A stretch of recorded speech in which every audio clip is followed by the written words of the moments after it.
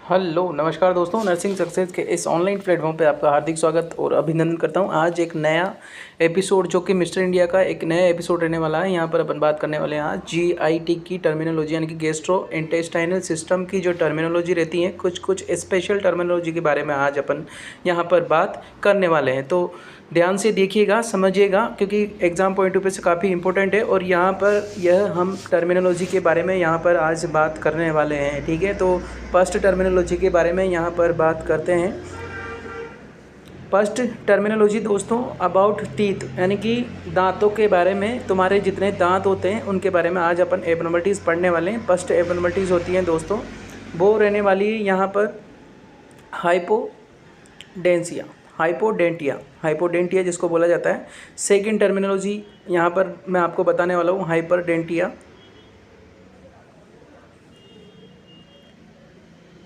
और अगली टर्मिनोलॉजी मैं आपको बताने वाला हूँ ऑर्थोडोंटिया। ठीक है, और एक टर्मिनोलॉजी और है अबाउट टीथ, नेथल टीथ। ठीक है, तो फर्स्ट के बारे में बात करते हैं अपन। लेस देन 32 टीथ यहाँ पर रहने वाला है, और सेकंड हाइपर का मतलब होता है मोर देन 32 टीथ। ठीक है, ऑर्थोडोंटिया का मतलब होता है इरेगुलर पैटर्न ऑफ टीथ, यानी कि जो ऊंचे नीचे दांत होते हैं ना, किसी किसी के फिर वो तार बंधवाती फिरती है लड़कियाँ, वैसे दांत यहाँ पर रहने वाले हैं। ठीक है, नेथल टीथ का मतलब दोस्तों जो बच्चा पैदा होता है उस टाइम पे अगर उसके अंदर दांत होता है प्रेजेंट, तो उसको हम बोला जाता है नेथल टीथ। वहाँ पर दांत वाला बच्चा, दांतों वाला बच्चा वहाँ पर पाया जाता है। ठीक है, अगली बात करते हैं अपन। एक स्पेशल टर्मिनोलॉजी यहाँ पर दांतों की हमने बात की है, अगली बात अपन यहाँ पर करने वाले हैं कुछ स्पेशल टर्मिनोलॉजी के बारे में। ठीक है, चलिएगा आगे बात करते हैं। यहाँ पर हम अगली बात करेंगे स्टोमेटाइटिस। स्टोमेटाइटिस का मतलब क्या रहने वाला है दोस्तों? It is a inflammation of oral mucous membrane. Oral mucous आगे जो मेम्ब्रेन होती है उसका इन्फ्लामेशन होता है, स्टोमेटाइटिस कहलाता है। ऐसा मत मान लेना कि स्टमक का होता है। ठीक है, और अगली बात करते हैं अपन म्यूकोसाइटिस। म्यूकोसाइटिस का मतलब यहाँ पर बताने वाला हूँ inflammation of whole GIT mucosa. ठीक है, inflammation of whole GIT, gastrointestinal system की होल जीआईटी की जो इन्फ्लामेशन होता है उसको म्यूकोसाइटिस बोला जाता है।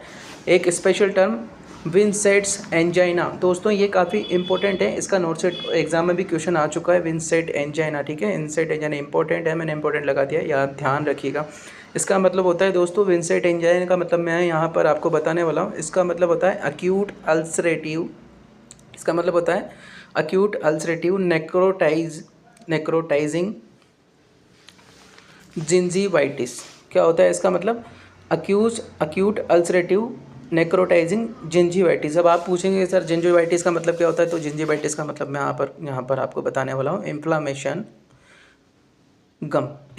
Of gum. अब गम वो वाला गम नहीं है कि आप जिसको लेके बैठ जाते हो छोरियों के चक्करों में, वो वाला गम नहीं है। ठीक है, ये दूसरा गम है, आपने दांतों वाला गम। पेरी ओडेंटाइटिस अगली टर्म यहाँ पर पढ़ने वाले हैं अपन, अगली टर्म यहाँ पर पढ़ने वाले हैं पेरी ओडेन। चलिएगा, बार बार मिस्टेकन हो रही है, चलो जल्दी से फटाफट से टर्म याद कर लीजिएगा। पेरी ओडेनाइटिस। ठीक है, पेरी ओडेनाइटिस का मतलब होता है पेरियोडिनाइटिस। स्पेशली अच्छे से पढ़िएगा, काफ़ी कन्फ्यूजन है। ठीक है, इन्फ्लामेशन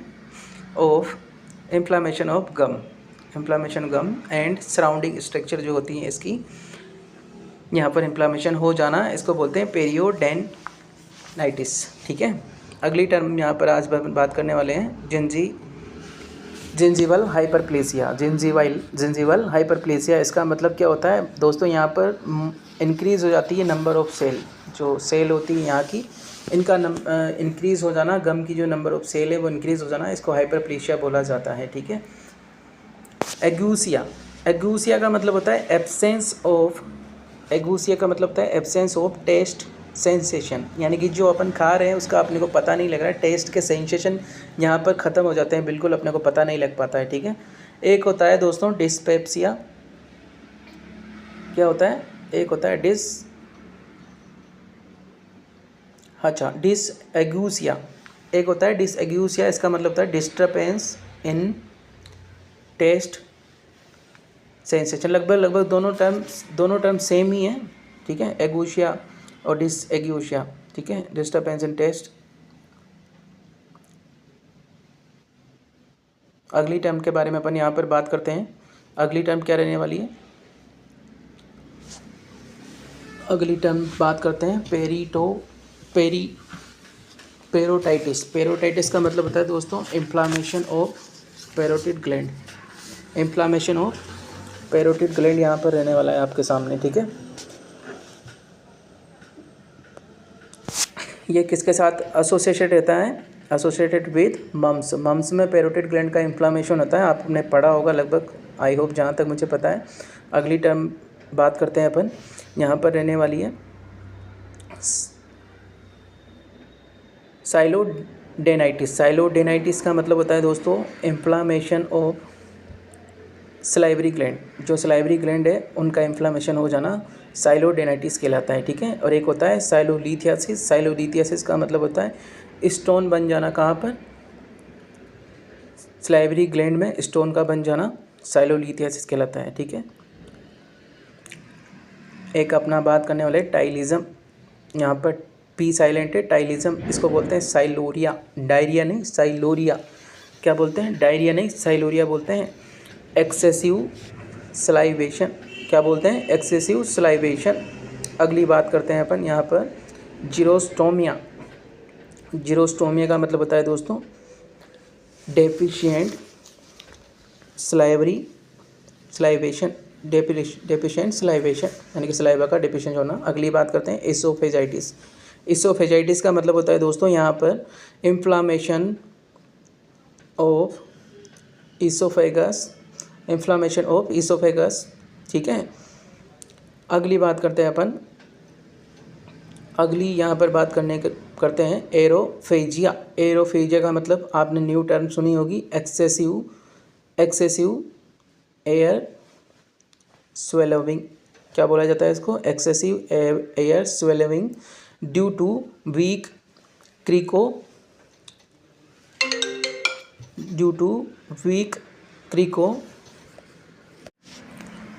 क्रिकोफेरेंजियल इंस्पेक्टर। जो क्रिकोफेरेंजियल इंस्पेक्टर होता है दोस्तों, उसका वीक हो जाने की वजह से वहाँ पर एक्सेसिव एयर स्वेलिंग हो जाती है, उसको एरोफेजिया बोला जाता है। अगली टर्म बात करने वाले यहाँ पर एक्लेक्सिया। क्या बोलते हैं? एक्लेसिया। एक्लेसिया का मतलब होता है inability to empty stomach due to injury in nerve supply of lower part of esophageal. Lower part of esophagus में जो नर्व सप्लाई होती है दोस्तों वो कम हो जाती है, इसकी वजह से स्टमक वहाँ पर खाली प्रॉपर मात्रा में नहीं हो पाता है, इसको एक्लेसिया बोला जाता है। क्या बोलते हैं? एक्लेसिया। ऐसे हो गया एक्लेसिया कार्डिया बोलते हैं, एक्लेसिया कार्डिया, है ना। इंपॉर्टेंट पॉइंट एक मैं बताने वाला हूँ आपको, इसको ध्यान से देखिएगा। पेसमेकर ऑफ जीआईटी किसको बोला जाता है? ये इंपॉर्टेंट टॉपिक है, सीधा सवाल एग्जाम में आपको देखने को मिल सकता है, ठीक है। पेसमेकर ऑफ जीआईटी किसको बोला जाता है? मैं आपको बता देना चाहता हूँ। पेसमेकर जो कैजल सेल जो होती हैं जीआईटी की, उसको बोला जाता है दोस्तों पेसमेकर ऑफ जीआईटी। आगे जीआईटी में आपको अगर टॉपिक में आने वाला होगा तो मैं आपको बिल्कुल पूरा एक्सप्लेनेशन के साथ बताऊंगा। आज भी टर्मिनोलॉजी के बारे में शॉर्ट जल्दी से बातें करेंगे यहाँ पर। अगला महत्वपूर्ण बात यहाँ पर रहने वाली Zollinger Allison syndrome.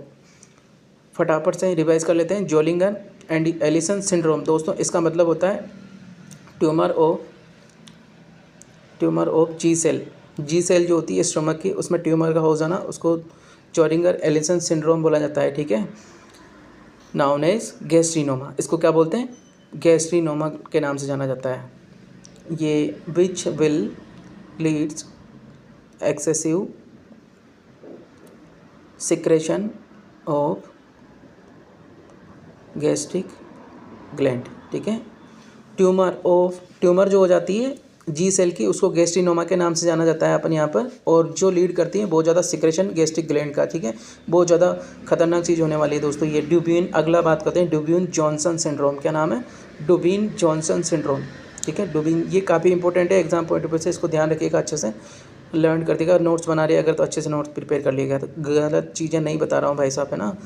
ड्यूबिन Johnson syndrome का मतलब होता है दोस्तों congenital obstruction of CBD.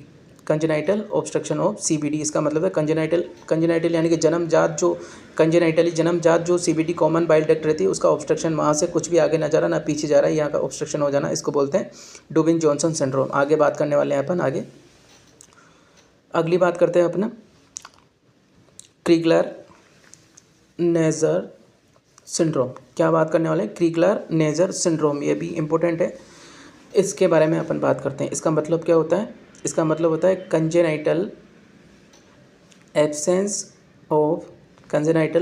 Of glucuronyl enzyme. Glucuronyl transferase जो एंजाइम होता है दोस्तों, ये यहाँ पर एब्सेंट होता है, इसकी वजह से ये बीमारी होती है यहाँ पर। अगली बात करते हैं अपन गैस्ट्राइटिस का मतलब क्या होता है? सिंपल भाषा वाले गैस्ट्राइटिस की बात करते हैं। Inflammation of stomach mucosa. अब आया गैस्ट्राइटिस, स्टोमेटाइटिस अलग है, गैस्ट्राइटिस अलग है, ध्यान रखिएगा। अगली बात करते हैं डिस्पेप्सिया का मतलब होता है डिस्कम्फर्ट और पेन इन अपर एब्डोमेन, ठीक है, आफ्टर ईटिंग और ड्रिंकिंग, ठीक है। अगली बात करते हैं अपन यहाँ पर डिस्फेजिया का मतलब होता है डिफ़िकल्टी इन स्वैलोविंग यानी कि निगलने में परेशानी यहाँ पर खड़ी हो जाती है, ठीक है। एक होता है दोस्तों कोलेंजाइटिस का मतलब होता है इन्फ्लामेशन ऑफ सीबीडी यानी कि कॉमन बाइल डक्ट का इन्फ्लामेशन हो जाना कोलेंजाइटिस कहलाता है। कहाँ पर होता है दोस्तों? कोलेंजाइटिस में बात करते हैं अपन। कोलेंजाइटिस में चारकोट्राइड देखने को मिलता है। आपको क्या मिलता है? चारकोट्राइड। इसके 3 क्लासिकल सिम्टम होते हैं। चारकोट्राइड की बात करते हैं। सबसे पहला यहाँ पर काफ़ी इंपॉर्टेंट है, ध्यान रखिएगा अच्छे से, ठीक है। चारकोट्राइड की बात करते हैं। इसमें सबसे पहला बुखार आता है भैया दोस्तों, फीवर होता है यहाँ पर, ठीक है दोस्तों, फीवर होता है। फिर जॉइंटिस होता है हीमोलाइसिस की वजह से, ठीक है। और यहाँ पर होता है pain in right upper quadrant. जो राइट अपर क्वाड्रेंट है यहाँ पर पेन देखने को मिलेगा दोस्तों। इसी के साथ जीआईटी की टर्मिनोलॉजी की होती है स्वाहा। बोलो सांवरिया सेठ की जय हो। आई होप दोस्तों आपको जीआईटी की टर्मिनोलॉजी के बारे में पढ़कर मज़ा आया होगा। कुछ नई टर्मिनोलॉजी आपने सीखी होगी, पुरानी आपने लर्न की होगी, दोबारा रिवाइज की होगी। आई होप अच्छा लगा होगा। लाइक सब्सक्राइब करें, बिल्कुल दोस्तों तक पहुँचाएँ वीडियो को। एक नई वीडियो में मिलते हैं, तब तक के लिए नमस्कार, जय हिंद, जय भारत। और अपनी प्यारी बहनों और दोस्तों को बिल्कुल शेयर करना ना भूलें। फिर मिलते हैं एक नेक्स्ट वीडियो में, तब तक के लिए जय हिंद, जय भारत, जय महाकाल।